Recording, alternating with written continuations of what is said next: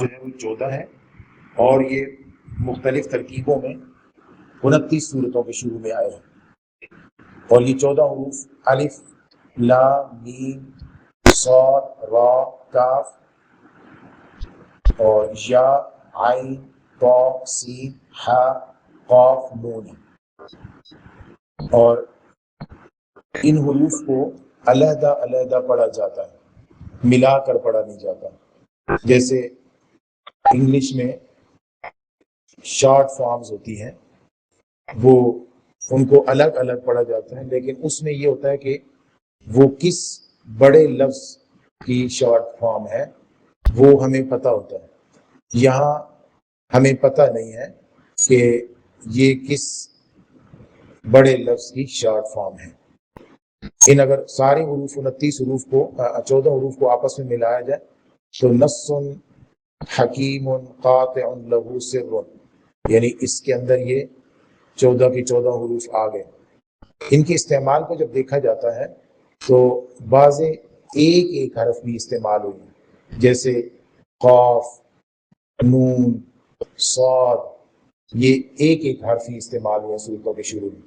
بعض صورتوں کے شروع میں دو دو استعمال ہوئے ہیں، جیسے طہ یاسین حامیم، یہ دو دو استعمال ہوئے ہیں، اور بعض تو ایسے ہیں کہ جو تین تین استعمال ہوئے ہیں، جیسے الف لام میم الف لام را، اور بعض چار چار استعمال ہوئے ہیں، اور بعض پانچ پانچ بھی، جیسے کاف ہا یا عین صاد، یہ 5 تک استعمال ہوئے، ایک بھی استعمال ہوئے اور 5 بھی استعمال ہوئے ہیں۔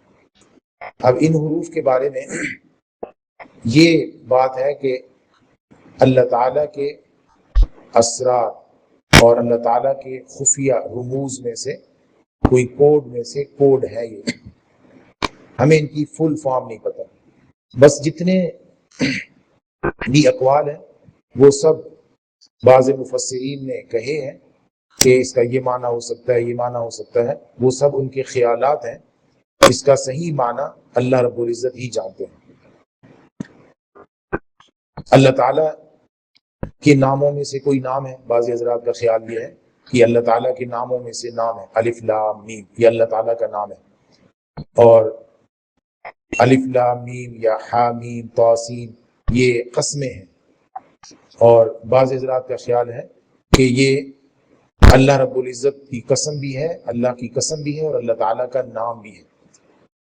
بعض حضرات نے یہ لکھا ہے کہ کلام کو شروع کرتے وقت یہ لفظ اس لیے بولے گئے تاکہ مشرکین مکہ متوجہ ہو جائیں کہ ہمیں کیا بات کہی جا رہی ہے، اس بات کی طرف متوجہ ہو جائیں، یعنی جب یہ حروف بولے جائیں گے تو وہ اس وقت متوجہ ہوں گے، اور اس کے بعد اگلے آیات پڑھی جائیں گی تو وہ پورے توجہ کے بعد وہ اس کو سن بھی لیں گے۔ لیکن اس پر یہ اعتراض ہوتا ہے کہ اب اگر الف لام میم کو صرف متوجہ کرنے کے لیے بولا گیا ہے اور یہ ان کا اپنا کوئی معنی نہیں ہے، تو پھر لازم آئے گا کہ اللہ تعالیٰ کے کلام کے اندر کچھ ایسے الفاظ موجود ہیں جن کا معنی نہیں ہے، قرآن مجید میں کچھ ایسے الفاظ موجود ہیں جن کا کوئی معنی نہیں ہے، تو وہ لغو ہیں یا وہ بیکار ہیں یا بے معنی ہیں، تو ایسی بات کہنا غلط ہے۔ قرآن مجید میں الفاظ جتنے بھی ہیں ان کا کوئی نہ کوئی معنی ضرور ہے، ان کا کوئی نہ کوئی مطلب ضرور ہے، اور ان کا معنی اللہ رب العزت ضرور جانتے ہیں، البتہ امت کو اس کے بارے میں آگاہ نہیں کیا گیا کہ اس کا معنی کیا ہے۔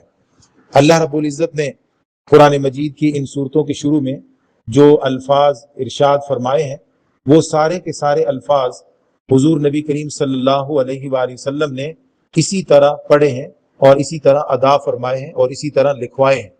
جن صورتوں کے شروع میں وہ الفاظ بولے گئے تھے اس وقت صحابہ اکرام نے اس پر کوئی اعتراض نہیں کیا، اور صحابہ اکرام نے اس پر کوئی آپ صلی اللہ علیہ وآلہ وسلم سے اس طرح پوچھا نہیں اعتراض کی شکل میں، جس سے معلوم ہوتا ہے کہ یہ کلام عرب میں عام طور پر رائج تھا، اس طرح الفاظ کو شروع میں بولنا کلام عرب میں عام طور پر رائج تھا۔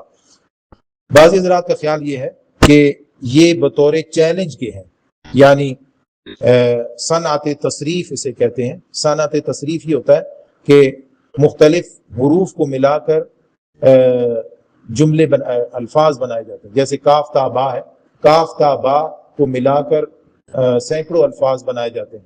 جیسے کتبہ اس کی ایک شکل ہے، کتبہ سے 14 الفاظ ماضی کے، اور اسی کے ماضی مجہول کے کتبہ، اور یکتب اس کا مضارع 14 الفاظ، اسی کے پھر 14 مجہول کے. اسی طرح کاتب اس میں فاعل اس کا بنایا گیا، مکتوب اس میں مفعول اس کا بنایا گیا، اور اکتب فعل امر بنایا گیا، اور لا تکتب فعل نہیں بنایا گیا. اس طرح اس کا اس میں ظرف، اس میں اعلیٰ، افعل التفضیل، اور پھر یہ تو ثلاثی مجرد ہو گیا، آگے ثلاثی مزید فی، تو سینکڑوں الفاظ اس کتبہ سے بنائے گئے. تو مشرکین مکہ کو یہ چیلنج دیا جا رہا تھا کہ انہی حروف سے ملا کر ہم نے الفاظ بنائے، اور انہی الفاظ کو ملا کر ہم نے آیات بنائی، اور انہی آیات کو ملا کر ہم نے سورتیں بنائی. اگر تم یہ سمجھتے ہو کہ یہ نبی کریم صلی اللہ علیہ وآلہ وسلم خود بناتے ہیں، تو پھر آپ کو بھی انہی حروف کو ملا کر الفاظ، اور انہی الفاظ کو ملا کر جملے، اور انہی آیات، اور انہی آیات کو ملا کر سورتیں بنا لینی چاہیے. ام یقولون افترا قل ان افتریتہ فلا تملکون لی من اللہ شیئا. یا دوسری جگہ فرمایا اگر میں نے اسے خود سے گھڑا ہے تو فأتوا بسورۃ من مثلی، اس جیسی ایک صورت لے آؤ، یا فأتوا بعشر سور مثلی، اس جیسی 10 صورتیں بنا کے لے آؤ. تو نبی کریم صلی اللہ علیہ وآلہ وسلم بھی انسان ہے، اور آپ بھی انسان ہیں. نبی کریم صلی اللہ علیہ وسلم بھی عرب ہیں، اور آپ کے کلام میں الف لام میم یا یہ حروف استعمال ہوتے ہیں. آپ بھی عرب ہیں، اور آپ کی کلام میں بھی یہی حروف استعمال ہوتے ہیں، لہٰذا بنا کے لے آؤ. باقی بعض حضرات نے اس کی دوسری بھی تشریحات کی ہیں. ایک اس کی تشریح بالکل جدید جو ہے وہ حروف کے جو تعداد ہے، یعنی ابجد کے حساب سے جو اس کی تعداد ہے اس کے حساب سے کی گئی ہے. یعنی 19 کا ہندسہ نکال کر پھر اس کی تشریح کی گئی ہے کہ اس صورت میں یہ حروف اتنی بار آئے ہیں اور اس کا یہ معنی ہے. یہ بالکل جدید تحقیق ہے. سب اللہ رب العزت ہی جانتے ہیں کہ اس کا صحیح معنی کیا ہے. ہمارا اس پر ایمان ہے کہ جو اللہ رب العزت نے ان الفاظ سے مراد لی ہے وہ برحق ہے اور سچ ہے. ہم من و عن اس کو مانتے ہیں اگر سے ہم جانتے نہیں ہیں. تو بالکل شروع میں ہی یہ مان لینا اور یہ ایمان رکھ لینا، اور پھر اس ایمان کے ساتھ کتاب کو پڑھنا شروع کر دینا، یہ بہت بڑا رتبہ ایمان کا اور بہت بڑا درجہ ایمان کا، کہ جس کتاب کے اندر کچھ الفاظ ایسے ہیں جن کے معانی اور مفہوم آپ خود جانتے ہی نہیں ہیں، لیکن یہ سمجھتے ہیں کہ یہ میرے رب کا کلام ہے اور برحق ہے، اس کے باوجود بھی اس کو پڑھنا شروع کر دیتے ہیں. یہ انتہائی قسم کی عقیدت اور محبت اور ایمان اور اعتماد کا نام ہے. اللہ رب ہمیں اسی انتہائی عقیدے اور محبت اور عقیدت کے ساتھ قرآن مجید کو پڑھنے اور سمجھنے کی توفیق عطا فرمائے.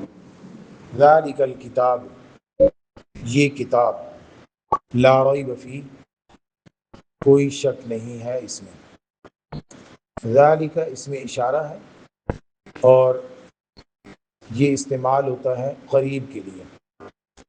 ویسے اگر عربی میں دیکھا جائے تو اس میں اشارہ بعید ہے، اور اس میں اشارہ بعید قریب کے معنی میں اور قریب بعید کے معنی میں کہیں کہیں استعمال بھی ہوا ہے. قرآن مجید میں ھذا بھی استعمال ہوا اور ذالک بھی استعمال ہوا.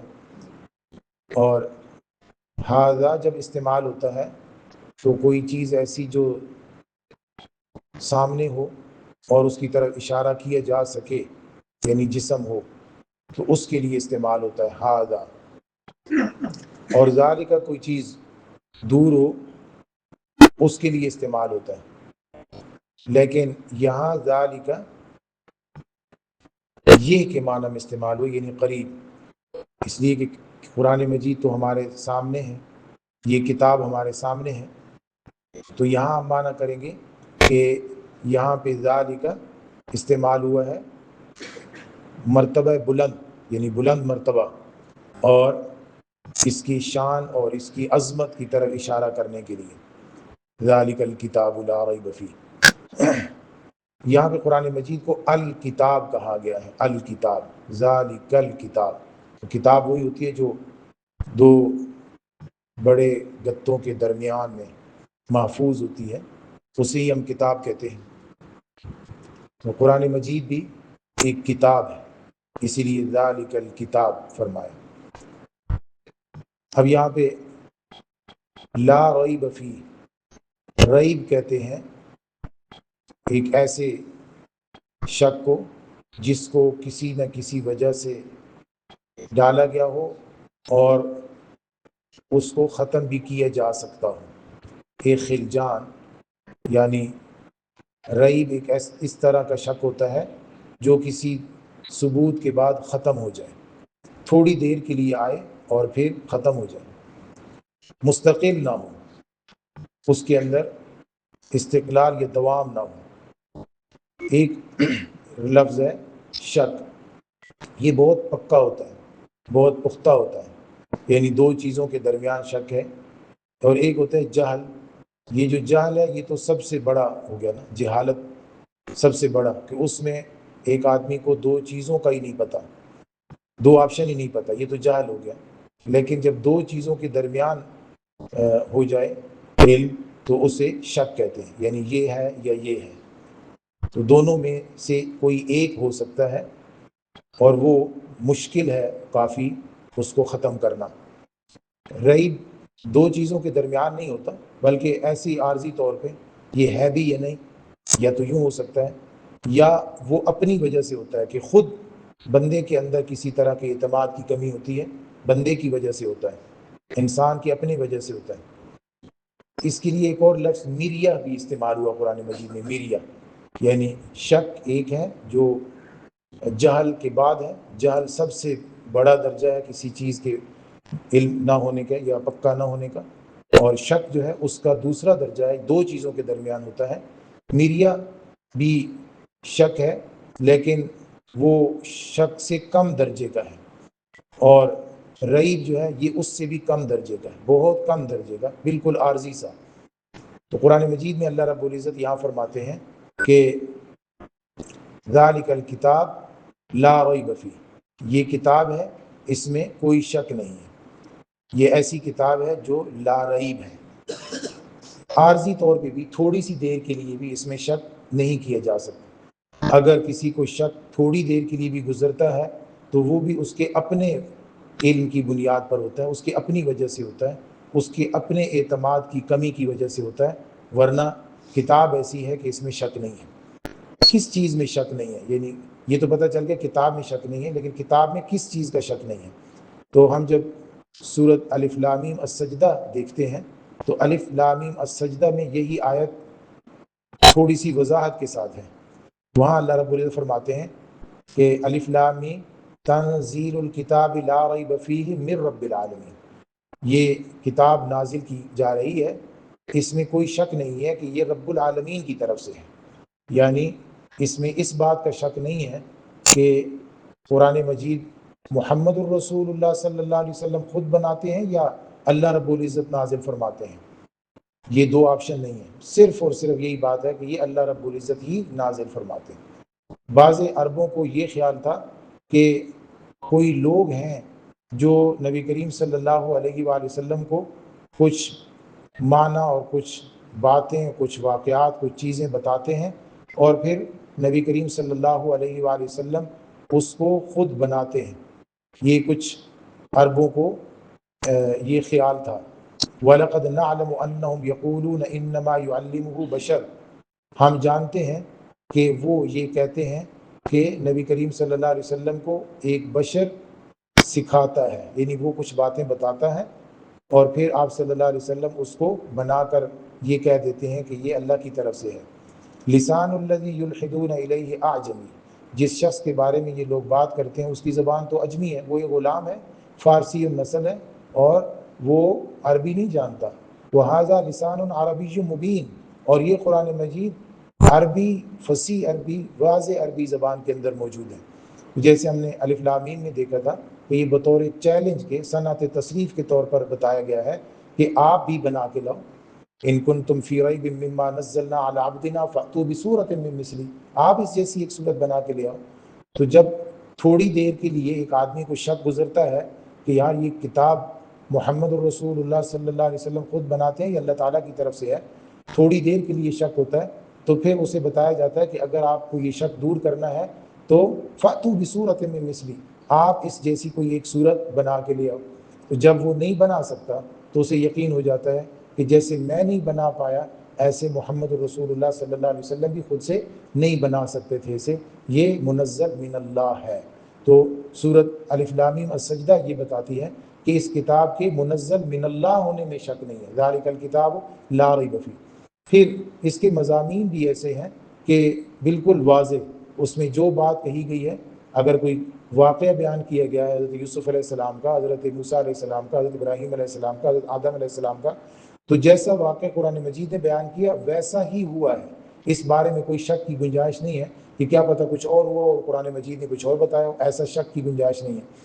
قرآن مجید نے جن عبادات کو انسان کی بھلائی، انسان کی فلاح، انسان کی کامیابی اور انسان کی راحت اور سکون کے لیے ذریعہ بتایا ہے، وہ عبادات انسان کی فلاح، انسان کی کامیابی کے لیے بطور ذریعہ یقینی ہے، اس میں کوئی شک نہیں ہے۔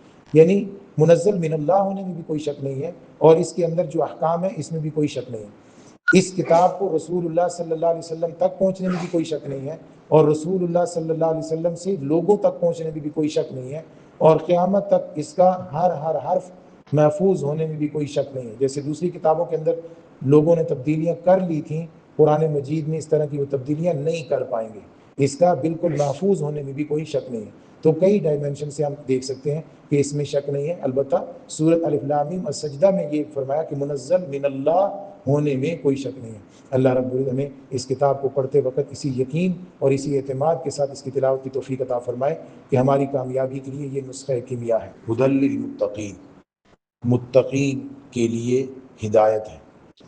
ہدایت کے جو دو بنیادی اور مشہور معنی ہیں وہ ہم نے دیکھے تھے سورۃ الفاتحہ میں، کہ ایک ہے اراءۃ الطریق، راستہ دکھا دینا، گائیڈ کر دینا، اور ایک ہے الایصال الی المطلوب، یعنی مقصد تک پہنچا دینا۔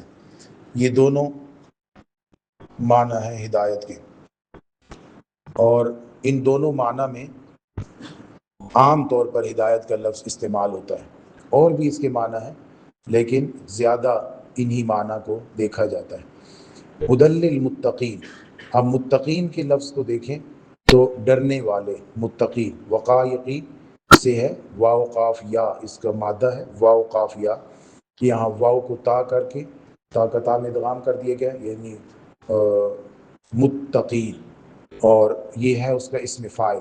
وقایقی سے اس کا معنی ڈرنا ہوتا ہے، اور یہاں معنی ہو گیا ڈرنے والے، اسم فاعل کی وجہ سے۔ جب ہم قرآن مجید کی اثرات کو دیکھتے ہیں، قرآن مجید کی تاثیر کو دیکھتے ہیں، تو ہمیں پتہ چلتا ہے کہ قرآن مجید میں یہ تاثیر بہت واضح طور پر موجود ہے کہ وہ اپنے سننے والوں پر اثر کرتا ہے، اپنے سننے والوں کو متاثر کرتا ہے سننے کی وجہ سے، اپنے پڑھنے والوں کو بھی متاثر کرتا ہے۔ جو لوگ قرآن مجید کی تلاوت کرتے ہیں وہ اس بات کے کئی بار مشاہدہ کرتے ہیں کہ قرآن مجید جب تلاوت کی جاتی ہے اس کی تو وہ اپنا اثر چھوڑتا ہے۔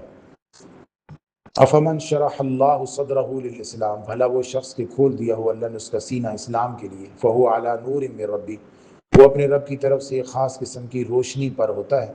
فویل للقاسیۃ قلوبہم من ذکر اللہ اولئک فی ضلال مبین۔ اللہ نزل احسن الحدیث، اللہ رب العزت نازل فرماتے ہیں بہترین کلام، کتاب، ایسی کتاب متشابہن جو اس کے اجزاء ایک دوسرے کے ساتھ ملتے جلتے ہیں، مثانی اس کے مضامین بار بار دہرائے جاتے ہیں، تقشعر رونگٹے کھڑے کر دیتا ہے، منہ اس کی تلاوت سے یا اس کے پڑھنے سے، جلود الذین ان لوگوں کے جسموں پر، یخشون ربہم جو اپنے رب سے ڈرتے ہیں۔ تو رب سے ڈرنے والوں پر قرآن مجید کیسا اثر کر رہا ہے؟ تقشعر منہ جلود الذین یخشون ربہم، جو اپنے رب سے ڈرتے ہیں ان کے جسموں پر رونگٹے کھڑے ہو جاتے ہیں۔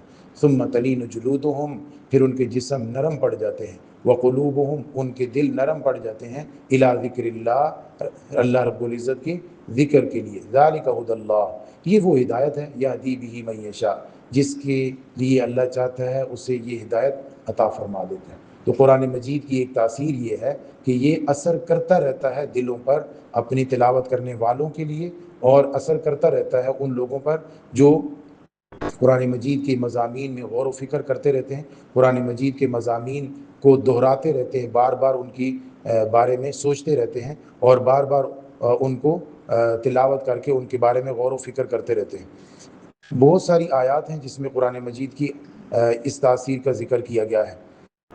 اس میں سے کئی آیات ایسی ہیں جو آیات سجدہ بھی ہیں، ہم ان کو بھی دیکھیں گے اور پھر بعد میں گن کر کتنے سجدہ آیات ہم نے پڑھی ہیں اتنے سجدے کر لیں گے۔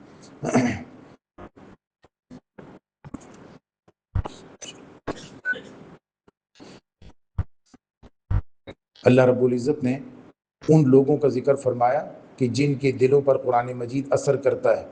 الذین اذا ذکر اللہ، وہ لوگ کہ جب ان کے سامنے اللہ کا ذکر کیا جاتا ہے، وجلت قلوبہم، ان کے دل کانپ اٹھتے ہیں، والصابرین، اور وہ صبر کرتے ہیں، علی ما اصابہم، ان تمام چیزوں پر جو انہیں پہنچی ہیں تکلیف پہنچانے کے لیے، والمقیم الصلاۃ، اور وہ نماز قائم کرتے ہیں، ومما رزقناہم ینفقون، اور جو رزق ہم نے انہیں دیا ہے اس میں سے وہ خرچ کرتے رہتے ہیں۔ تو یہ اپنے مال میں سے بھی خرچ کر دیتے ہیں اور اپنے آرام کو بھی قربان کر کے نماز اور سجدہ ریز ہو جاتے ہیں اور مصیبتوں پر تکلیفوں پر صبر کرتے رہتے ہیں۔ یہ چیز انہیں کیسے حاصل ہوئی ہے؟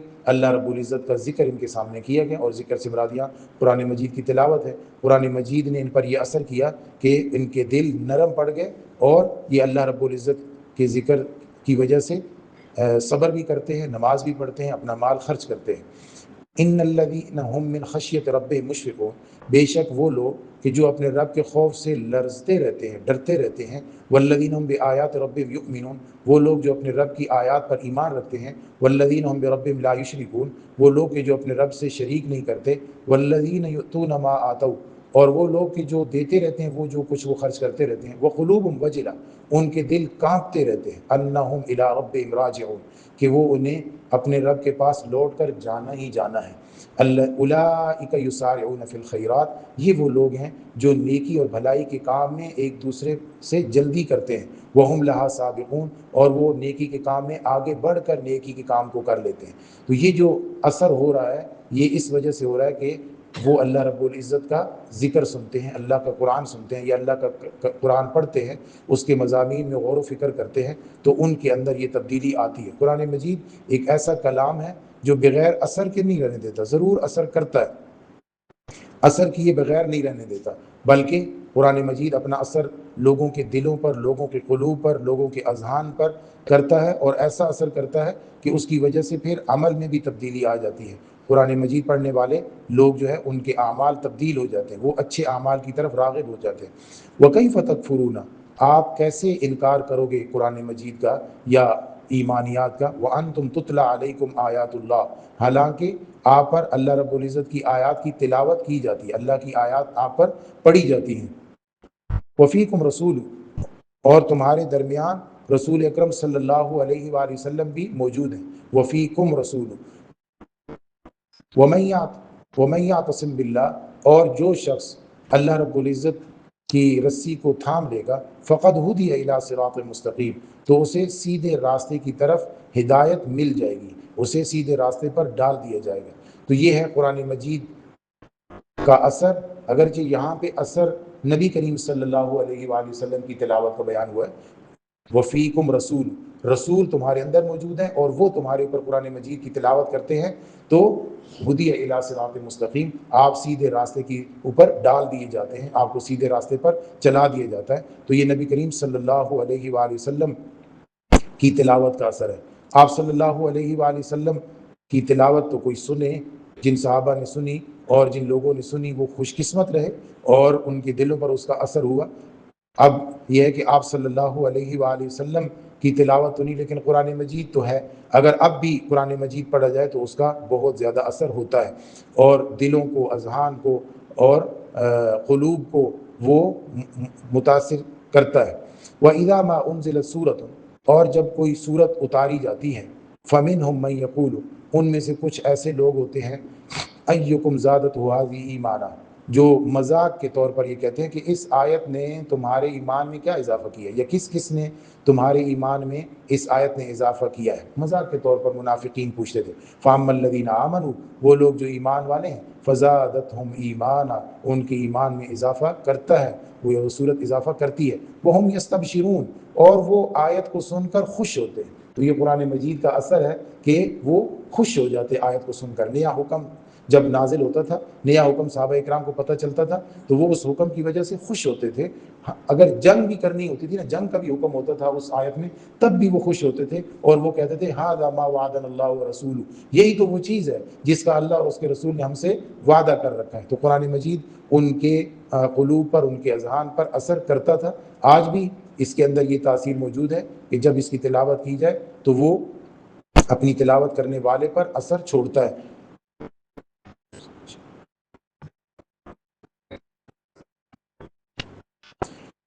انما المؤمنون الذين اذا ذکر اللہ وجلت قلوبهم، بے شک وہ لوگ کہ جو ایمان والے ہیں جب ان کے سامنے اللہ رب العزت کا ذکر کیا جاتا ہے، وجلت قلوبهم، ان کے دل لرز جاتے ہیں۔ واذا تلیت علیہم آیاتہ زادتہم ایمانا، جب ان پر ہماری آیات کی تلاوت کی جاتی ہے یا اللہ کی آیات کی تلاوت کی جاتی ہے، ان کا ایمان بڑھ جاتا ہے۔ وعلی ربہم یتوکلون، اور وہ اپنے رب پر بھروسہ زیادہ کرنے لگتے ہیں۔ الذین یقیمون الصلاۃ، جو نماز قائم کرتے ہیں، ومما رزقناہم ینفقون، اور جو رزق ہم نے ان کو دیا اس میں سے خرچ کرنے لگتے ہیں۔ یہ خرچ کرنا، نماز پڑھنا، ایمان میں اضافہ ہونا، یہ کس وجہ سے ہے؟ یہ قرآن مجید کی تاثیر ہے۔ قرآن مجید ان کے دلوں پر یہ اثر کرتا ہے۔ اولئک هم المؤمنون حقا، یہی پکے لوگ ہیں۔ لہم درجات عند ربہم، اپنے رب کے ہاں ان کے درجات ہیں۔ ومغفرہ، اور ان کے لیے مغفرت ہے۔ ورزق کریم، اور عزت کی روزی ہے۔ یہ ہے قرآن مجید کا وہ اثر جو لوگوں کے دلوں پر کرتا ہے۔ اب وہ آیات جن میں سجدہ بھی تھا وہ میں نے آخر میں رکھی ہیں کہ ہم پھر آخر میں سجدہ کر لیں گے، گن کر کے وہ کون کون سی کتنی پڑھی ہیں۔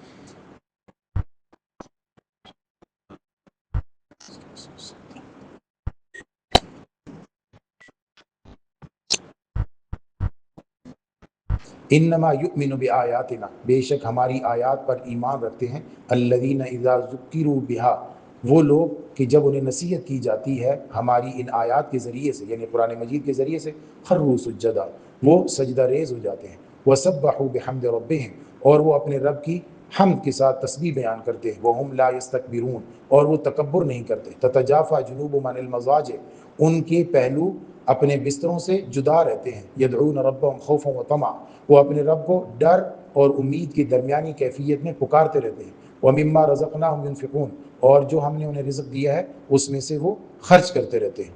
تو قرآن مجید کی یہاں پر ایک تاثیر آئی کہ وہ اپنے پڑھنے والوں یا اپنی تلاوت کرنے والوں کے اندر ایسا اثر کرتا ہے کہ وہ راتوں کو سوتے نہیں، بلکہ وہ جا کر اپنے آپ کو جگا کر اپنے آپ کو بستروں سے الگ کر کے اور سجدہ ریز ہوتے ہیں۔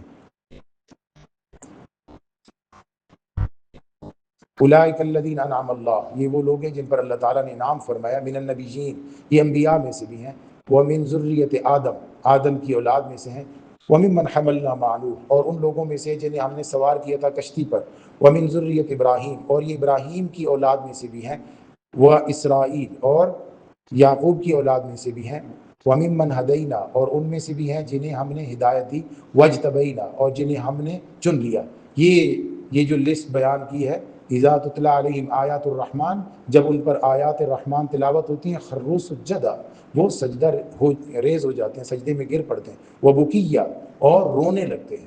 تو یہ جو اثر ہے بکیہ، یہ قرآن مجید کی آیات کا اثر ہے جو ان کے دلوں پر ہوتا ہے، اور قرآن مجید یہ اثر چھوڑتا ہے اپنے سننے والوں پر۔ دو آیات تلاوت ہو گئی سجدہ تلاوت والی، اب یہ ایک تیسری ہے۔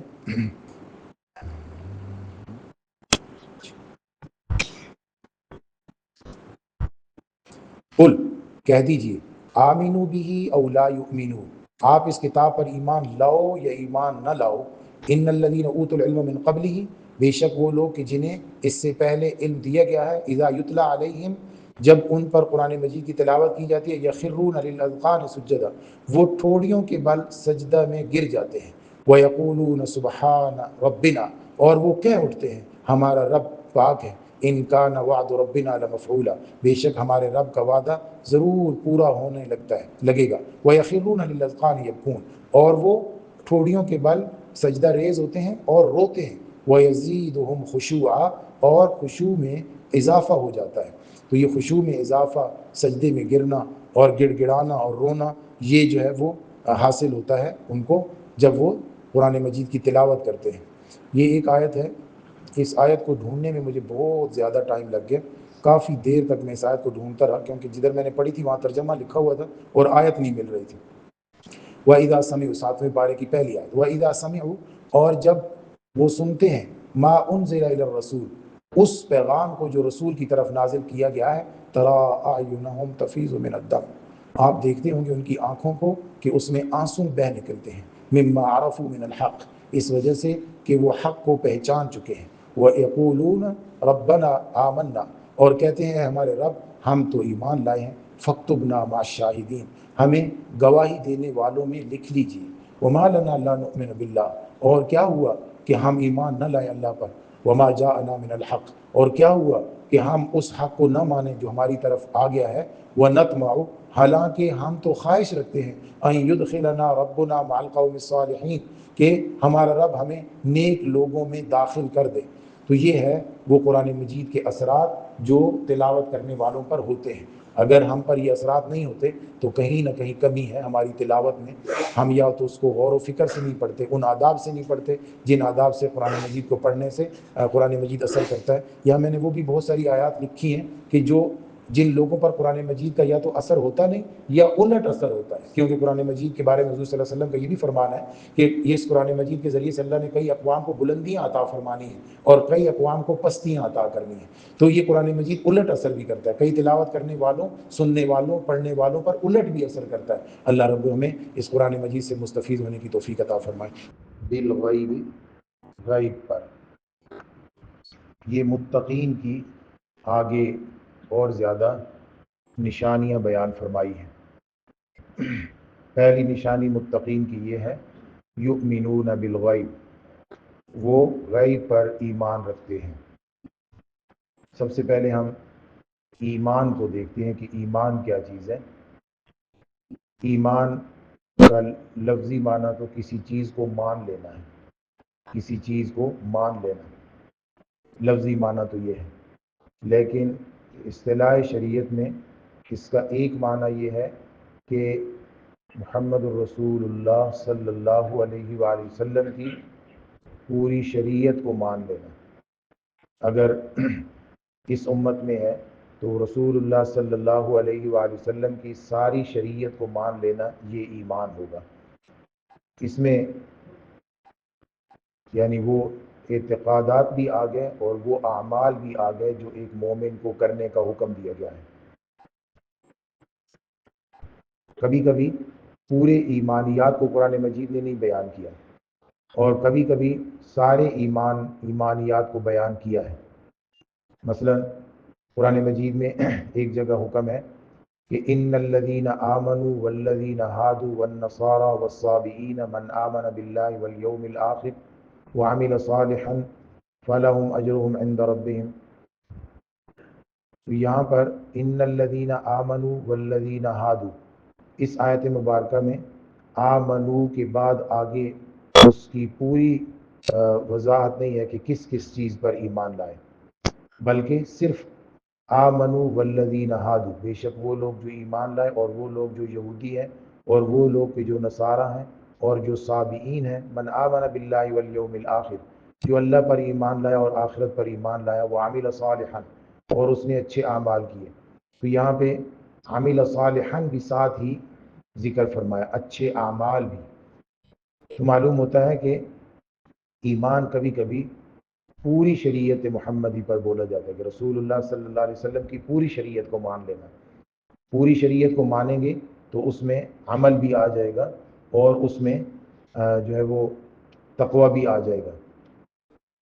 एक ईमान ये है, और एक ईमान ये है इक़रार बिल लिसान व तस्दीक़ बिल क़ल्ब, ज़बान से भी मान लेना और दिल से भी उसकी तस्दीक कर लेना। एक ईमान ये होता है। कुरान मजीद में جا بجا ایمان کا لفظ استعمال ہوا ہے، اور وہ ہر جگہ جو ہے وہ اس کا معنی اپنے حساب سے سیاق و سباق کے مطابق ہے۔ قرآن مجید میں کبھی کبھی ایسا بھی ہوا ہے کہ پیچھے بات ایمان کی ہے کہ وہ کہتے ہیں کہ ہم ایمان لائے ہیں، اور آگے ہے کہ حالانکہ وہ مشرک ہیں۔ ایمان اور شرک آپس میں متضاد لفظ بھی ہے، تو ایک ہی شخص کے بارے میں لفظ ہے کہ وہ ایمان والا ہے، اور اکثر اس میں سے مشرک ہیں، یعنی کچھ ایسے لوگ بھی اس میں ہیں جو ایمان والے ہیں اور مشرک بھی ہیں۔ تو ایمان کا لفظ مختلف معانی میں قرآن مجید میں استعمال ہوا ہے۔ کبھی صرف زبان سے اقرار کر لینا اور اس پر عمل نہ کرنا، یا دل میں اس کا تصور نہ ہونا، یہ سورۃ البقرہ کے دوسرے رکوع میں ہم اس کو پھر دیکھیں گے تفصیل کے ساتھ۔ دوسرا یہ ہے کہ زبان سے بھی اقرار ہے اور دل سے بھی تصدیق ہے، اور تیسرا یہ ہے کہ زبان سے اقرار بھی ہے، دل سے تصدیق بھی ہے، اور اعضاء و جوارح سے اس کے مطابق عمل بھی ہے، یعنی جو ذہن میں مانا ہے اس کو زبان سے کہتا بھی ہے اور عمل میں کر کے دکھاتا بھی ہے۔ ایک یہ مومن ہے، یہاں اسی مومن کے بارے میں بات ہو رہی ہے۔ الذین یؤمنون بالغیب، وہ جو غیب پر ایمان رکھتے ہیں۔ ہم جن چیزوں کو مانتے ہیں ان میں سے کئی چیزیں ایسی ہیں جو نظر بھی آتی ہیں، ہم انہیں دیکھتے ہیں اور مانتے ہیں۔ کئی چیزیں ایسی ہیں جو اس میں سے نظر نہیں آتی لیکن محسوس ہوتی ہیں، ہم انہیں بھی مانتے ہیں۔ جیسے کہیں آپ چلے جائیں تو آپ کہیں گے کہ گرمی ہے، گرمی نظر نہیں آ رہی لیکن محسوس ہو رہی ہے، تو یہ محسوس ہونے والی چیزوں کو بھی ہم مانتے ہیں، نظر آنے والی چیزوں کو بھی ہم مانتے ہیں۔ اور تیسرا معقول، ایسی چیزوں کو بھی مانتے ہیں جو ہماری عقل میں آئیں، ایسی چیزوں کو بھی ہم مانتے ہیں، وہ نہ نظر آ رہی ہوتی ہیں نہ محسوس ہو رہی ہوتی ہیں، بلکہ ہم اپنی عقل کے مطابق ان کو سمجھتے ہیں، اس لیے ہم ان کو مانتے ہیں۔ اس کی بھی کئی مثالیں، ایک ہے کہ نظر بھی نہیں آ رہی اور محسوس بھی نہیں ہو رہی لیکن ہمیں ان کو ماننے کو کہا گیا ہے، ہم ان کو بھی مانتے ہیں۔ تو یہ ماننا جو ہے، اس کے بارے میں قرآن مجید میں یہ بھی ہے کہ اندھا دھند بھی نہیں مانتے، بلکہ مانتے ہیں اس پر پورا یقین کے ساتھ اس کو مانتے ہیں۔ تو پورے یقین کے ساتھ ماننا حالانکہ وہ چیز نظر نہیں آ رہی، یہ ہے ایمان بالغیب۔ اور کس وجہ سے ماننا؟ کہ رسول اکرم صلی اللہ علیہ وآلہ وسلم نے فرما دیا ہے، اس وجہ سے مانتے ہیں۔ ایک واقعہ جو میں نے کئی بار آپ کے سامنے عرض کیا، بات لمبی ہو جائے گی۔ آپ صلی اللہ علیہ وآلہ وسلم کے بارے میں ایک صحابی نے گواہی دی کہ جی آپ نے یہ قرض ادا کر دیا تھا۔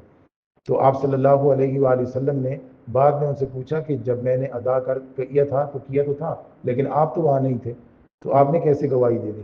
انہوں نے عرض کیا یا رسول اللہ صلی اللہ علیہ وسلم، ہم اتنی بڑی بڑی باتیں صرف آپ کے کہنے پر مان چکے ہیں، یہ تو قرض کی بات تھی، یہ تو چھوٹی سی بات تھی۔ آپ نے کہا اتنی بڑی جنت ہے، ہم نے وہ مان لی۔ آپ نے کہا اتنے فرشتے ہیں، ہم نے آپ کے کہنے پر وہ مان لیے۔ آپ نے کہا مجھ سے پہلے اتنے انبیاء آئے، آپ کے کہنے پر ہم نے مان لیے۔ آپ نے اللہ کی توحید کے بارے میں کہا، ہم نے آپ کے کہنے پر مان لیا۔ آپ نے کہا مجھ سے پہلے اتنی کتابیں نازل ہوئیں، یہ ہم نے بڑی بڑی باتیں ہم نے آپ کے کہنے پر صرف مانی ہوئی ہیں، یہ تو چھوٹی سی بات تھی۔ اس لیے میں نے کہا کہ آپ جب فرما رہے ہیں کہ آپ نے ادا کر دیا تو میں گواہی دیتا ہوں کہ آپ نے ادا کر دیا۔ تو یہ ہے صدیق کا مرتبہ، مقام، کہ آپ اندر سے اس کی تصدیق کر رہے ہیں، اندر آپ کا کہہ رہا ہے کہ یہ ایسے ہی ہے، حالانکہ وہ چیز آپ کو نظر کوئی نہیں آ رہی۔ رسول اکرم صلی اللہ علیہ وآلہ وسلم معراج سے واپس آتے ہیں، کئی لوگ آپ صلی اللہ علیہ وسلم کی تکذیب کر رہے ہیں، لیکن حضرت صدیق اکبر کو جب کہا گیا کہ آپ کے ساتھی اس طرح کہہ رہے ہیں تو آپ نے کہا کہ اگر وہ کہہ رہے ہیں تو میں پھر کہتا ہوں کہ ٹھیک ہے، بالکل ایسا ہی ہے۔ تو رسول اکرم صلی اللہ علیہ وآلہ وسلم کے کہنے پر ہم نے کسی چیز کو مان لیا، اسے کہتے ہیں ایمان بالغیب، ہم نے اسے دیکھا نہیں ہے۔ نبی کریم صلی اللہ علیہ وسلم کی ایک لمبی حدیث ہے جس میں آپ صلی اللہ علیہ وسلم فرماتے ہیں کہ کچھ فرشتے ایسے ہیں کہ جو زمین میں اس طرح گھومتے رہتے ہیں کہ جہاں کہیں کوئی ذکر کرنے والے لوگ، کوئی اچھی محفل ہو تو وہاں وہ بیٹھ جاتے ہیں، تو پھر جب محفل ختم ہوتی ہے تو اللہ رب العزت کے پاس جاتے ہیں، اللہ رب العزت ان سے سوال کرتے ہیں باوجود جاننے کے کہ وہ کیا مانگ رہے تھے۔ فرشتے بتاتے ہیں کہ وہ جنت مانگ رہے تھے۔ اللہ رب العزت پوچھتے ہیں کہ انہوں نے جنت دیکھی ہے؟ تو فرشتے عرض کرتے ہیں یا اللہ دیکھی تو نہیں ہے، پر میں اگر دیکھ لیں تو بولا اس سے کئی گنا زیادہ ان کے دل میں اس کی چاہت پیدا ہو جائے۔ پھر یہ بھی پوچھا جاتا ہے کہ وہ کس چیز کی پناہ کس چیز سے پناہ مانگ رہے تھے؟ تو بتایا جاتا، فرشتے بتاتے ہیں کہ یا اللہ وہ جہنم سے پناہ مانگ رہے تھے۔ تو اللہ رب العزت فرماتے ہیں کیا انہوں نے جہنم دیکھی ہے؟ تو عرض کرتے ہیں کہ دیکھی نہیں، اگر دیکھ لیتے تو اس سے بھی کئی گنا زیادہ وہ خوف کے ساتھ پناہ مانگتے۔ تو اللہ رب العزت فرماتے ہیں جاؤ گواہ رہو کہ جو چیز وہ مانگ رہے تھے وہ میں نے انہیں عطا کر دی، اور جس سے پناہ مانگ رہے تھے اس سے میں نے ان کو بچا لیا۔ تو یہ ہے ایمان بالغیب، ابھی دیکھا نہیں ہے، ابھی اللہ رب العزت کے فرشتوں کو بھی نہیں دیکھا، اللہ رب العزت کے جو نظام ہے حساب و کتاب کا اس کو بھی نہیں دیکھا، لیکن دنیا میں بیٹھے بیٹھے اس کو مان رہے ہیں کہ ایسا ہوگا۔ اور اس ایمان کو اللہ رب العزت نے ایمان بالغیب فرمایا، یہ ایمان بالغیب ہے۔ قرآن مجید میں اللہ رب العزت فرماتے ہیں وَلَوْ تَرَا، اگر آپ دیکھ لیتے، اِذْ وُقِفُوا، جب وہ کھڑے کیے جائیں گے، عَلَى النَّارِ، دوزخ پر، فقالو، وہ کہیں گے یا لیتنا نرد، کاش ہمیں واپس کر دیا جاتا، واپس دنیا میں بھیجا جائے ایک چانس اور، ولا نکذب بآیات ربنا، اب اگر ہمیں واپس بھیجا جاتا تو ہم کبھی بھی اللہ کی آیات کا انکار نہ کرتے، ونکون من المؤمنین، اور ہم مومن ہو جاتے۔ بل اللہ رب فرماتے ہیں بدا لہم ما کانوا یخفون من قبل، اب ان کے لیے وہ چیز ظاہر ہو گئی ہے، وہ چیز سامنے آ چکی ہے، آشکارا ہو گئی ہے وہ چیز جسے وہ چھپاتے تھے۔ وَلَوْ رُدُّوا لَعَادُوا لِمَا نُهُوا عَنْهُ، اور اگر ان کو دنیا میں بھیجا جائے تو یہ دوبارہ ویسے ہی کام کریں گے جیسے یہ پہلے کرتے تھے۔ تو یہ جو وہ لوگ ہیں جو ایمان نہیں رکھتے اور ان کو ایمان نہ ہونے کی وجہ سے جہنم میں بھیجا جائے گا، وہ کوئی ایسے نہیں ہوں گے کہ اگر انہیں جہنم کو دکھا کر واپس بھیجا جائے تو وہ مانیں گے، جہنم کے سامنے تو مانیں گے، لیکن دنیا میں اگر انہیں دوبارہ اسی کشمکش میں بھیجا جائے کہ ایک طرف وہ لوگ ہیں کہ جن کے پاس مال و دولت ہے اور بڑا اختیار ہے لیکن وہ نہ ایمان والے ہیں اور نہ اچھے اعمال والے ہیں، تو دوسری طرف وہ لوگ ہیں جو ایمان والے ہیں اور اعمال والے بھی ہیں لیکن ہیں بڑے بے بس، تو اگر اسی کشمکش میں انہیں دوبارہ بھیجا جائے تو پھر وہ ایمان والے نہیں ہوں گے، پھر بھی وہ کافروں کے ہم نوا اور ہم پلہ ہوں گے۔ تو ایسے لوگوں کو اللہ رب العزت نے فیصلہ فرمایا کہ یہ جہنم میں ہی جائیں گے، اس لیے کہ یہ ایسے لوگ ہیں کہ جو بالغیب ایمان نہیں رکھ پاتے، بالغیب نہیں مان سکتے، وہ دیکھ کر مان سکتے ہیں، یؤمنون بالغیب، غیب پر ایمان رکھتے ہیں۔ اس پر ہم نے کل بات کر لی تھی۔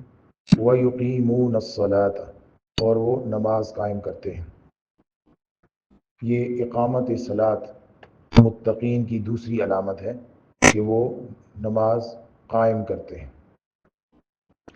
قام یقوم، قیام کا مطلب ہوتا ہے کھڑا ہونا، اور اقام یقیم جب بعد افعال ہوگا تو اس کا معنی ہوگا کھڑا کرنا۔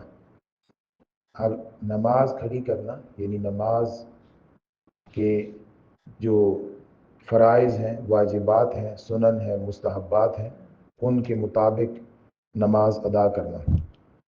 اور اقامت صلاۃ جب ہوتی ہے تو اس میں صرف اور صرف نماز پڑھنا نہیں آئے گا، بلکہ اقامت صلاۃ میں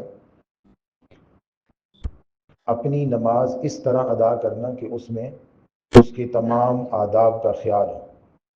جیسے اس کی تعریف میں اقامت الشیء توفیہ حقہ، کسی چیز کی اقامت کا مطلب ہوتا ہے کہ اس کا حق ادا کیا جائے، جو اس کا حق ہے، یعنی اس میں تعدیل ارکان، پورے اطمینان کے ساتھ، تسلی کے ساتھ، آرام آرام سے، یہ نہ لگے کہ اس کو اس نماز کے بعد کوئی کام ہے، بلکہ پتہ چلے کہ نماز ہی ایک کام ہے، پوری تعدیل ارکان کے ساتھ پڑھے، اور اس میں خشوع اور خضوع ہو، اس میں توجہ ہو، پوری جتنی توجہ ممکن ہے ایک آدمی سے کہ وہ نماز کے دوران اللہ رب العزت سے بات کر رہا ہے پورے اطمینان کے ساتھ۔ جیسے حضرت جبرائیل علیہ الصلوۃ والسلام سے آپ صلی اللہ علیہ وسلم فرمایا ان تعبد اللہ کأنک تراہ، جیسے آپ اگر اللہ کو دیکھ رہے ہوں تو جس طرح نماز ادا کریں گے، اللہ کے سامنے اللہ کو دیکھ رہے ہیں تو اس طریقے سے نماز پڑھیں۔ فَإِن لَمْ تَكُنْ تَرَاهُ فَإِنَّهُ يَرَاكَ، اگر یہ کیفیت نہیں آئی کہ آپ اللہ کو دیکھ رہے ہیں تو جس طرح پڑھ سکتے ہیں، تو ایسا تو ہے ہی نا کہ اللہ تو آپ کو دیکھ ہی رہے ہیں، تو پھر نماز کی ایسی حالت جسے ہم کہیں گے یہ اقامت صلاۃ میں داخل ہے، پوری توجہ، तवाज़ो यानी पूरी बॉडी से ऐसे लगे मुकम्मल तौर पर कि मैं आबिद हूँ और अल्लाह मेरा माबूद है, पूरी तवाज़ो हो, पूरी इनकिसारी हो। तजवीद का ख्याल हो, तजवीद यानी अल्फाज की अदायगी अच्छे तरीके से हो, माना का लिहाज हो, लहजे का लिहाज हो, इन सारी चीज़ों को सामने रख कर फ़राइज़ वाजिबात सुनन और ये चीज़ें रख कर इक़ामत सलात होती है। अगर हम कुरान मजीद की आयत को देखें तो कुरान मजीद की आयत से पता चलता है कि सिर्फ खुद नमाज पढ़ लेने का नाम इक़ामत सलात नहीं है। सिर्फ अपनी नमाज अदा कर देने से इक़ामत सलात का फरीज़ा पूरा नहीं होता। अगर हम अपनी नमाज पढ़ लें और वक्त पर भी पढ़ें और ये जो मैंने शराइत साथ ज़िक्र किए इनके साथ भी पढ़ें तो भी नमाज की अदायगी का यानी इक़ामत सलात, हमने नमाज पढ़ ली है। कुरान मजीद ने जब भी नमाज के बारे में बात की है तो इक़ामत सलात का लफ्ज़ इरशाद फरमाया। तो इक़ामत का मफ़हूम इन चीज़ों से अदा नहीं होता सिर्फ कि हम खुद नमाज पढ़ लें, बल्कि सूरतुल हज है, सूरतुल हज की इस आयत में अल्लाह रब्बुल फरमाते हैं अल्लज़ीना इम्मक्कन्नाहुम फिल अर्ज़, वो लोग कि जिन्हें हम ज़मीन में इक़्तिदार अता फरमाते हैं, अक़ामुस्सलात, वो नमाज कायम करने का निज़ाम बनाते हैं, आतउज़्ज़कात, और वो ज़कात देते हैं, व अमरू बिल मारूफ़ व नहौ अनिल मुनकर, वो नेकियों का हुक्म देते हैं यानी अमर बिल मारूफ़ करते हैं और बुराइयों से रोकते हैं। तो यहाँ इम्मक्कन्नाहुम फिल अर्ज़, जिन्हें हम ज़मीन में इक़्तिदार अता करते हैं, वो अपने मातहतों के बारे में पूरे तरीके से नमाज कायम करने का निज़ाम बनाते हैं। तो वज़ीर आज़म को सिर्फ ज़मीन पर इक़्तिदार हासिल नहीं है, हर एक आदमी को एक हद तक इक़्तिदार हासिल है। कुल्लुकुम राइन, तुम में से हर एक राई है, हर एक निगहबान है। व कुल्लुकुम मसऊलुन अन रइयतिही, और तुम में से हर एक को उसकी रैयत के बारे में जवाब देना होगा। तो ये जहाँ जहाँ भी किसी का इख्तियार है, जहाँ पर उसका बात चलती है, दुनियावी लिहाज से उसका कहना माना जाता है, वहाँ तक उसने अपने मातहतों से नमाज का निज़ाम बनाना है। ये है इक़ामत सलात। और इसमें जो कोताही है, अपनी बेशक नमाज पढ़ी होगी, बावजूद इसके कि अपनी नमाज अदा की है, इसके बारे में उससे पूछा जाएगा कि बाकी जहाँ जहाँ आपका इख्तियार था वहाँ क्यों नहीं इस निज़ाम को कायम किया। अगर वहाँ पे कोताही है तो गोया कि अभी तक उसने अल्लाह रब्बुल इज़्ज़त के इस हुक्म को पूरे तरीके से अदा नहीं किया। हज़रत इब्राहीम अलैहिस्सलाम जब अपने बच्चे को और हज़रत हाजरा को वहाँ खाना काबा जिस जगह पे तामीर हुआ है वहाँ जब रोक रहे थे या वहाँ बसा रहे थे, तो उस वक़्त हज़रत आदम अलैहिस्सलाम की दुआ थी, रब्बि जअल हाज़ल बलद आमिना वजनुबनी व बनिया अन नअबुदल असनाम, इस शहर को अमन वाला बना, मुझे और मेरे बेटे को बुतों की पूजा से बचा। और यहाँ पे आपने और दुआओं के साथ एक दुआ की, रब्बना लियुकीमुस्सलात, ऐ मेरे रब ताकि ये नमाज कायम करें। तो एक बेटा एक बीवी जिस पर हज़रत इब्राहीम अलैहिस्सलाम को इस वक्त इख्तियार या इक़्तिदार हासिल है, या ज़मीन का अभी वो टुकड़ा कि जहाँ पे अभी तक कोई आबादी नहीं है लेकिन इक़ामत सलात के मफ़हूम से वाकिफ़ हैं, तो इस फरीज़े की अदायगी के लिए हज़रत इब्राहीम अलैहिस्सलाम अल्लाह रब्बुल इज़्ज़त से दुआ कर रहे हैं कि इस फरीज़े की अदायगी के लिए मेरी मदद फरमा, लियुकीमुस्सलात फजअल अफ़इदतम मिनन्नास तहवी इलैहिम। तो इन आयात से पता चलता है कि जहाँ जहाँ पर किसी बंदे का इख्तियार हासिल है वहाँ पर नमाज कायम करने का उसने निज़ाम बनाया है। अगर खुद अदा कर ली और ये समझा कि मैंने इक़ामत सलात कर दी तो ये भूल है, ये नहीं है। इस तरह अपनी नमाज सिर्फ पढ़ने से इक़ामत सलात अदा नहीं होती। इन दोनों आयत और भी आयत है, सूरह नूर की आयत है, उसमें भी उसको भी देख के पता चलता है कि जब तक अपने मातहतों से अब नमाज का निज़ाम नहीं बनवाएंगे उस वक्त तक इक़ामत सलात नहीं है, उस वक्त तक मुत्तकीन में दाखिल नहीं है। कुरान मजीद में इस चीज़ को बहुत समझाया गया है कि जहाँ जहाँ आपका इख्तियार है وہاں نماز کا نظام قائم ہونا چاہیے، وہاں تمام لوگ نماز قائم کرنے والے ہونے چاہیے۔ سورۃ توبہ ہے، بالکل اس کی شروع میں اللہ رب فرماتے ہیں، پیچھے بات ہو رہی ہے کہ جن قبائل کے ساتھ حضور نبی کریم صلی اللہ علیہ وسلم کا معاہدہ تھا، اس میں مکہ کے بھی لوگ داخل تھے، ان قبائل کے ساتھ 4 مہینے کے اندر اندر آپ اس معاہدے کو ختم کر دیں۔ فَإِن تَابُوا وَأَقَامُوا الصَّلَاةَ، پیچھے فَإِذَا انسَلَخَ الْأَشْهُرُ الْحُرُمُ، جب اشہر الحرم ختم ہو جائیں گے، فَاقْتُلُوا الْمُشْرِكِينَ، مشرکین کو قتل کریں، حَيْثُ وَجَدتُّمُوهُمْ، جہاں کہیں بھی آپ انہیں پائیں، وَخُذُوهُمْ، اور انہیں پکڑیں، وَاحْصُرُوهُمْ، اور انہیں گھیر لیں، وَاقْعُدُوا لَهُمْ كُلَّ مَرْصَدٍ، اور ہر گھات کی جگہ پر ان کو روکنے کے لیے یا ان کو پکڑنے کے لیے بیٹھیں۔ فَإِن تَابُوا، اگر وہ توبہ کر لیں، وَأَقَامُوا الصَّلَاةَ، اور نماز قائم کریں، وَآتَوُا الزَّکَاةَ، اور زکوٰۃ دیں، فَخَلُّوا سَبِیلَهُمْ، تو ان کا راستہ چھوڑ دیں۔ اس آیت سے بھی یہ پتہ چلتا ہے کہ اقتدار اور اختیار جہاں جہاں مل گیا ہے وہاں نماز کا نظام قائم کروائیں، صرف اقتدار کے مزے لوٹنے کا نام کے لیے اقتدار میں نہ آئیں، بلکہ اللہ رب العزت کے بنائے ہوئے نظام، بتائے ہوئے نظام کو لوگوں کے درمیان نافذ کرنے کے لیے آئیں۔ اقتدار سے مراد صرف وزارت عظمیٰ نہیں ہے، بلکہ جیسے میں نے پہلے حدیث عرض کیا، کلکم راع وکلکم مسئول عن رعیتہ، حضور صلی اللہ علیہ وآلہ وسلم نے فرمایا، من ترک الصلاۃ المکتوبۃ عمدا فقد کفر، جس نے فرض نماز کو جان بوجھ کر چھوڑ دیا اس نے کفر کیا۔ تو اقامت صلاۃ میں صرف اور صرف اپنی نماز پڑھنا نہیں ہے، بلکہ جہاں جہاں ماتحت، جتنے ماتحت ہیں ان تمام ماتحتوں سے نماز پڑھوانا، ان کو باقی چیزوں کے ساتھ ساتھ، جیسے دنیا میں ان پر اپنا اثر و رسوخ استعمال کر کے اور تکنیک سے ان سے سارے کام کروائے جاتے ہیں، اور اس میں بے شک خیر خواہی کا جذبہ ہوتا ہے ساتھ کہ اس کا نقصان ہوگا اگر یہ کام نہیں کرے گا۔ اسی طریقے سے یہ جب تک دماغ میں نہ بیٹھے ایمان والے کا کہ وہ نماز اگر چھوڑے گا تو اس کا نقصان ہے، تب تک وہ متقی نہیں ہے۔ متقی کی لسٹ میں تب آئے گا کہ وہ یقیمون الصلاۃ، وہ نماز کو قائم کرتے ہیں۔ تو اقیموا وجوہکم عند کل مسجد، یہاں پر سارے مسلمانوں کو یہ حکم ہے کہ اپنا چہرہ ہر نماز کے وقت جو ہے اللہ رب العزت کے سامنے رکھ دو، اللہ کی طرف یعنی نماز کے لیے کھڑے ہو جاؤ۔ تو جب تک ہم اس نظام کو یوں قائم نہیں کریں گے کہ اذان ہو اور اس کے بعد ہم اپنے تمام ماتحتوں کو سارے کام روک کر نماز کا حکم نہیں کریں گے، تب تک ہم متقین میں داخل نہیں ہیں۔ متقین کی صفت جہاں بیان ہوئی ہے وہاں یقیمون الصلاۃ، وہ نماز قائم کرتے ہیں۔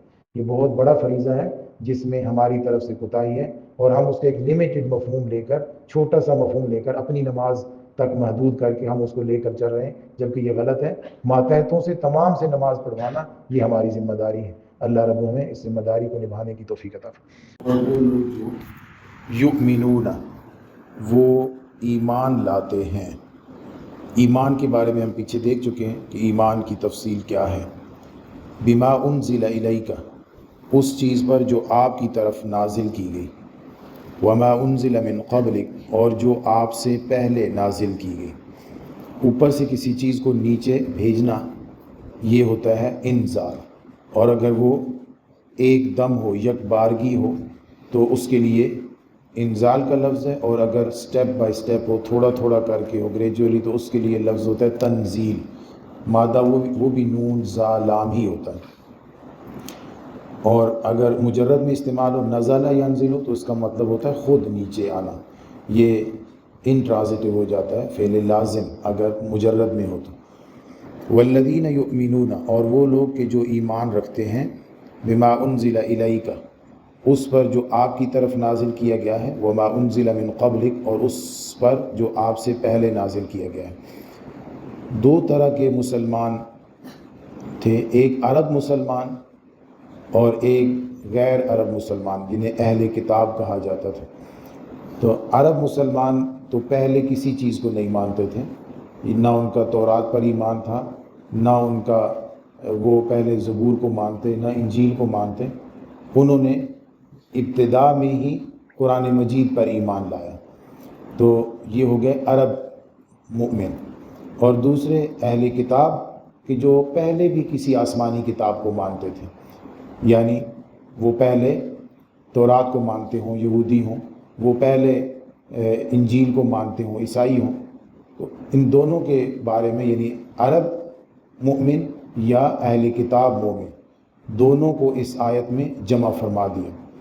دونوں کے درمیان فرق اس بات کا ہے کہ وہ پہلے کسی کتاب کو نہیں مانتے تھے، آسمانی کتاب کو، نبی کریم صلی اللہ علیہ وآلہ وسلم کے کہنے پر وہ قرآن کو ماننے لگ گئے، اور قرآن کو ماننے کی وجہ سے اب وہ تورات، زبور، انجیل کو بھی اللہ کی کتاب مانتے ہیں۔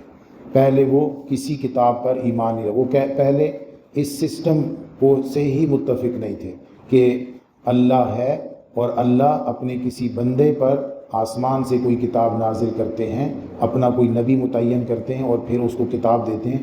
اس سسٹم سے ہی وہ مخالف تھے، اس سسٹم سے متفق نہیں تھے۔ پھر نبی کریم صلی اللہ علیہ وسلم کے کہنے پر وہ قرآن کو ماننے لگے، اور قرآن کے کہنے پر، قرآن کی وجہ سے وہ تورات، زبور، انجیل کو ماننے لگے۔ تو قرآن مجید ان کی بھی تعریف کرتا ہے، ان کا بھی یہ عمل حضور نبی کریم صلی اللہ علیہ وسلم کے کہنے پر اور قرآن کے کہنے پر ہے، بڑا عمل ہے۔ اور وہ لوگ کہ جو پہلے کسی اور کتاب کو مانتے تھے لیکن پھر وہ حضور نبی کریم صلی اللہ علیہ وآلہ وسلم کے قرآن مجید پر، وحی پر اور رسالت پر ایمان لے آئے، ان کے بارے میں نبی کریم صلی اللہ علیہ وآلہ وسلم نے فرمایا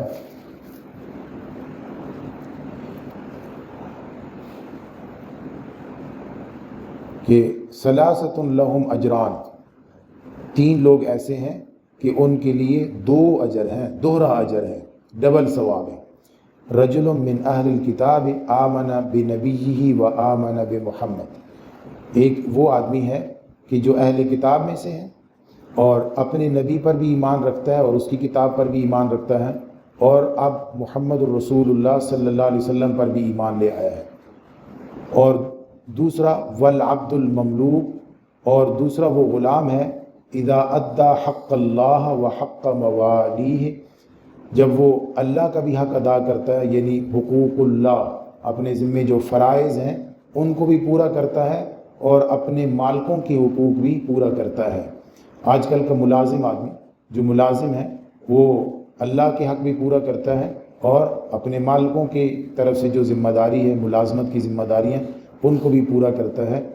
اور وَرَجُلٌ كَانَتْ لَهُ أَمَةٌ، اور وہ آدمی کی جس کی کوئی لونڈی ہو، فَأَدَّبَهَا، وہ اس لونڈی کو ادب سکھائے، تعلیم دے، فَأَحْسَنَ تَعْدِيبَهَا، اس کی اچھے طریقے سے تربیت کرے، سلیقہ سکھائے، وَعَلَّمَهَا، اور اس کو پڑھائے، فَأَحْسَنَ تَعْلِيمَهَا، اس کی تعلیم اچھے طریقے سے کرے، ثُمَّ أَعْتَقَهَا، پھر اس لونڈی کو آزاد کر دے، فَتَزَوَّجَهَا، اور پھر اسی کے ساتھ خود نکاح کر لے یا کسی اور کے نکاح میں اس کو دے دے، آزاد کر دے، فَلَهُ أَجْرَانِ، اس کے لیے بھی دوہرا اجر ہے۔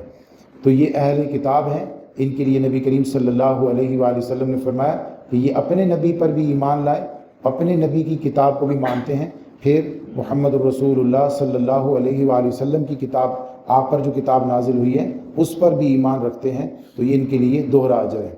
قرآن مجید نے کئی مقامات پر ان لوگوں کا تذکرہ فرمایا ہے، میں ایک ہی آپ کے سامنے پڑھ دیتا ہوں، ویسے لکھے میں نے کافی سارے حوالے۔ قرآن مجید کہتا ہے قولوا آمنا باللہ وما انزل الینا وما انزل الی ابراہیم و اسماعیل و اسحاق و یعقوب والاسباط، کہو کہ ہم ایمان لائے اللہ پر اور جو ہماری طرف نازل کیا گیا ہے اس پر ایمان لائے، اور جو ابراہیم، اسماعیل، اسحاق، یعقوب اور ان کی اولادوں کی طرف نازل کیا گیا علیہم الصلاۃ والسلام، ان پر بھی ہم ایمان لائے، وما اوتی موسیٰ و عیسیٰ، اور جو موسیٰ علیہ السلام کو کتاب دی گئی تھی، عیسیٰ علیہ السلام کو، اس پر بھی ایمان لائے، وما اوتی النبیون من ربہم، اور جو کچھ بھی انبیاء علیہ السلام کو دیا گیا ہے ان کے رب کی طرف سے، اس سب پر ہم ایمان لائے ہیں، لا نفرق بین احد منہم، ہم ان میں سے کسی کے درمیان کوئی تفریق نہیں کرتے، ہر ایک نبی کو، ہر ایک پیغمبر کو اللہ کا نبی، اللہ کا پیغمبر، اللہ کا رسول مانتے ہیں، وَنَحْنُ لَهُ مُسْلِمُونَ، اور ہم اسی کو ماننے والے ہیں۔ تو یہ ہے کہ اللہ کے ہر نبی کو مان لینا، متفق ہونا اس سسٹم کے ساتھ کہ یہ ایک واقعی نظام ہے جس میں اللہ رب العزت اپنا کوئی ایک بندہ متعین کرتے ہیں اور پھر اس پر وحی نازل کرتے ہیں. جو وحی نازل کی گئی ہم ان ساری وحیوں کو مانتے ہیں. جو نبی کریم صلی اللہ علیہ وسلم کی طرف نازل کی گئی ہے ہم اس کو بھی مانتے ہیں. لیکن ان کو ماننے میں دو چیزوں کا خیال ہے.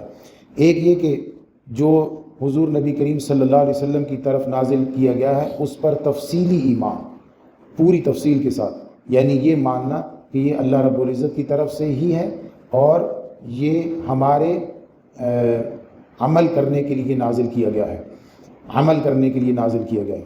اور چونکہ یہ پورا محفوظ ہے، اس کے اندر کوئی رد و بدل نہیں ہوئی ہے اور اس کا معنی بھی واضح ہے، مطلب اس کا مفہوم واضح ہے اور اس کے احکام رائج ہیں، لوگوں کے درمیان رائج ہیں، مسلمانوں کے درمیان یہ رائج ہے. ان تینوں چیزوں کو کرنا، یعنی کتاب اللہ کی طرف سے نازل کی گئی ہے اور اس کے الفاظ اور اس کا معنی محفوظ ہے اور اس کی جو احکام ہیں وہ مسلمانوں کے درمیان رائج ہیں.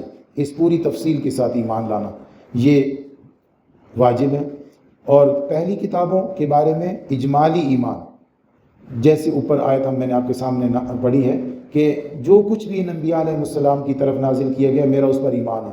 ہمیں وہ پتہ نہیں ہے کہ وہ نازل کیا کیا گیا ہے اور ہمیں یہ بھی پتہ ہے کہ وہ اب محفوظ نہیں ہے اور ہمیں یہ بھی پتہ ہے کہ ان جو انبیاء کی امتی ہونے کے مدعی ہیں، یعنی جو موسیٰ علیہ السلام کی امت ہونے کے مدعی ہیں یہودی، یا عیسیٰ علیہ السلام کے امتی ہونے کے مدعی عیسائی، ان کے درمیان جو تعلیمات رائج ہیں، جو یہ کرتے ہیں، وہ انبیاء پر نازل نہیں ہوا تھا، یہ رائج نہیں ہے. انبیاء کی طرف جو نازل کیا گیا تھا وہ ان کی امتیوں میں رائج نہیں ہے اور وہ محفوظ بھی نہیں ہے کہ وہ اس کے اندر ٹیمپرنگ تحریف کر دی گئی ہے، بدل دیا گیا ہے اس کو. لیکن جو نازل کیا گیا تھا ہم اس پورے نظام سے متفق ہیں کہ واقعی اللہ رب العزت نے ان کو متعین کیا تھا اور ان کی طرف وحی نازل کی تھی. لیکن وہ وحی اب غیر محفوظ ہے، رد و بدل کر دی گئی ہے اس میں اور وہ رائج بھی نہیں ہے، لیکن وہ نازل کی گئی تھی اللہ رب العزت کی طرف سے. تو وما انزل الیک وما انزل من قبلک، دونوں پر ایمان تو ہے لیکن ایک پر ایمان بالتفصیل ہے اور ایک پر ایمان بالاجمال ہے. اور بالتفصیل کا مطلب یہ ہے، ایمان کا یہ مطلب ہے کہ میں اس پر عمل بھی کرتا ہوں، میں اس کو اپنی آخرت اور دنیا کی کامیابی کی ضمانت بھی سمجھتا ہوں. اس تفصیل کے ساتھ ایمان رکھنا یہ ہے اس آیت کا مفہوم. اللہ رب ہمیں متقین کی اس صفت کو بھی اچھی طریقے سے اپنانے کی توفیق عطا فرمائے.